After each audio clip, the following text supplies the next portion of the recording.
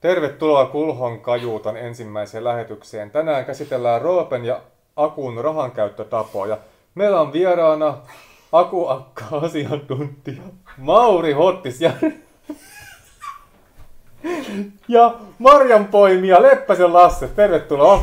Kiitos. Mauri, mitkä on suurimmat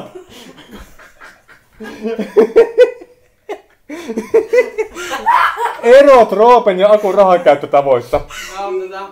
Sillehän se menee, että Akuhan käyttää aika silleen sääntelemättömästi, se Roope vähän päinvastoin. Mitäs mieltä Lasse? En minä. No entäs sitten kummalta olette itse ottaneet rahankäyttötapoihin niin kuin mallia?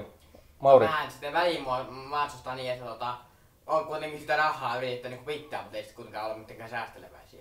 Entä Lasse? Varmaan Roopelta. Kummalle povaatte parempaa tulevaisuutta? Lasse, mitä mieltä olet? Akulle.